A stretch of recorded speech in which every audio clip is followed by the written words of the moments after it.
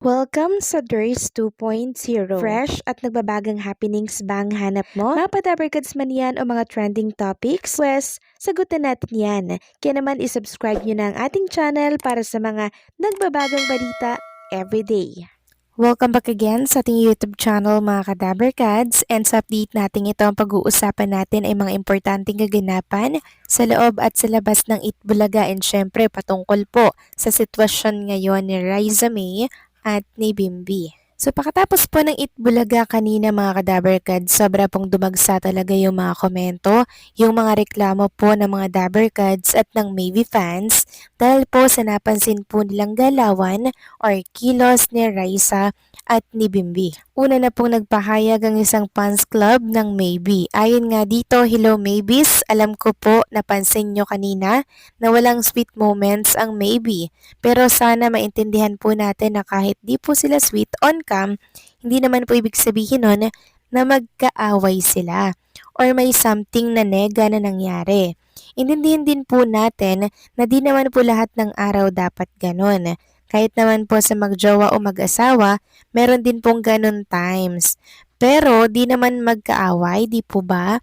Pero di ko naman din po kasi masisisi, pero hanggat maaari wag po muna tayong mag-assume na may something na agad. Yun lang po ang masasabi ko para sa mga nagtatanong, happy lang po tayo at wait po natin yung ayuda ni Papi Jack Salvador.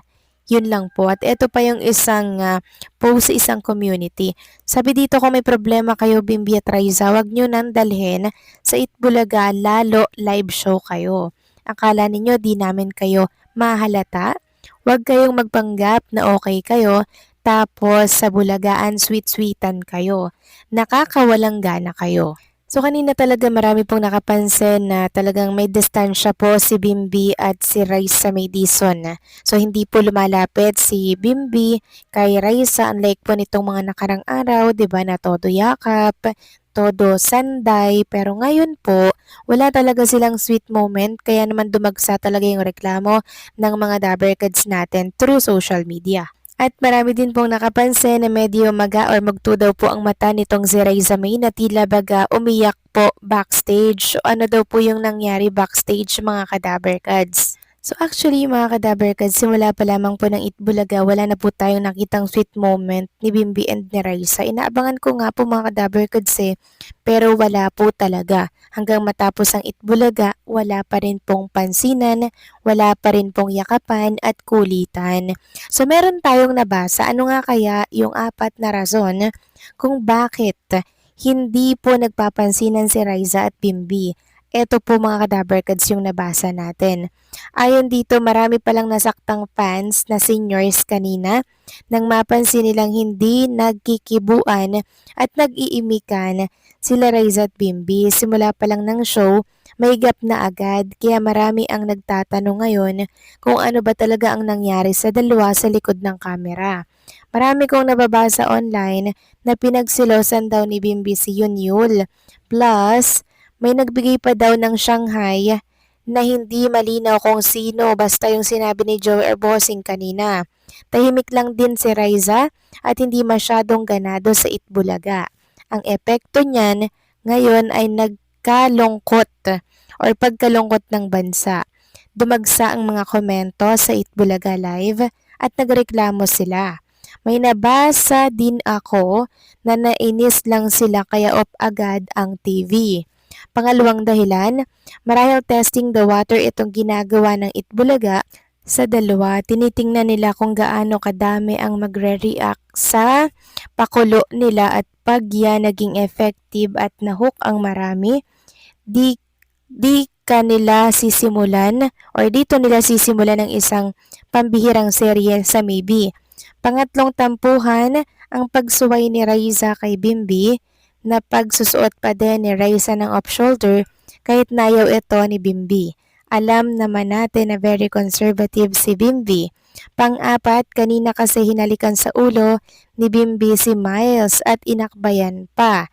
So dito natin masasabi na mukhang paandar nga lamang ito ng Itbulaga, testing the water. Kasi kanina meron din pong nireveal si Boss Joey De Leon during Sugod Bahay mga kapatid, mga kadabarkads, na meron daw pong ikakasal. Basta babae at lalaki daw ito mga kadaver cards, marami daw ang fans. So ang tinutukoy niya marahil dito ay si Bimby and si Raisa Madiso na talaga namang paghahandaan daw po ni Jose Manalo, Paula Ballesteros at ng buong Daber Cards natin. So marahil bibigyan po mga kadaver cards ng kwento si Raisa at si Bimby. Yan po ang dapat nating abangan mga kadaver cards. Kaya makiramdam lang muna tayo ngayon. Kasi ngayon po talaga nagkakagulo sa social media and talagang naiinis, nagagalit sila. So ang payo ko lang po is kalma lang po. Huwag nating pakaseryosohin yung mga nakikita natin at napapanood po natin sa telebisyon. Kasi posibleng taktika lamang po ito ng Itbulaga mga kadaver cards. Alam kong laking Itbulaga kayo mga kadaver cards kaya imposible po na hindi ninyo malaman ang mga galawan at kilosan ng mga creative team dito. Pero kung totoo man nga po talaga na meron silang LQ or meron silang tampuhan, sana'y maayos po ito agad at wag po nila itong dalhin sa Itbulaga. Kasi sobra talagang daming naaapektuhan po na mga televiewers at mga fans po nila. Na-stress din po talaga mga kadaver cards. And ngayon, sobrang daming nababasa ko na sobrang lungkot nga daw po nila dahil wala silang nakita na sweet moment ni Bimby and ni Raisa. At oo nga pala mga kadaver cards, ipapakita ko rin po sa inyo itong picture po ni Miles and ni Bimby na kung saan hinalikan po sa ulo ni Bimby si Miles Ocampo plus inakbayan pa po.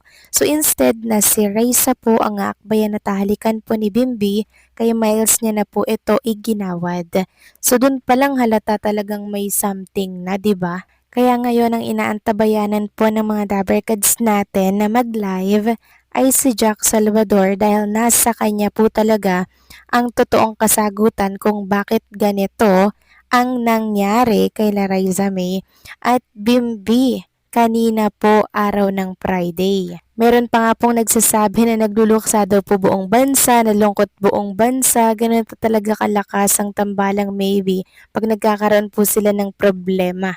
Sobra talagang pinag-uusapan, meaning sobra talagang maraming sumusuporta at tumututok po sa kanilang kaganapan every Itbulaga mga kadaver cards. Kaya sana po wag na nilang patagalin pa yung tampuhan na meron sila. Or kung testing the water lamang ito ng Itbulaga, sana po hindi na nila ito patagalin kasi marami din po talagang nadismaya kanina dahil po dyan sa tampuhang yan na dapat daw hindi dinadala sa trabaho or sa Itbulaga. So kayo din ba mga kadaver cards? Nalungkot din po ba kayo nang makita nyo pong walang sweet moment si Bimby and si Raisa May kanina sa Itbulaga? Nako, ikomento nyo po yan. Babasahin ko po ang inyong mga saloobin para nang sa ganon ay malaman ko po ang inyong mga nararamdaman, okay? So paano mga kadaver cards, hanggang dito na lamang pong update natin. Maraming salamat po sa inyong pagsuporta. Huwag kalimutang mag-like sa update na to.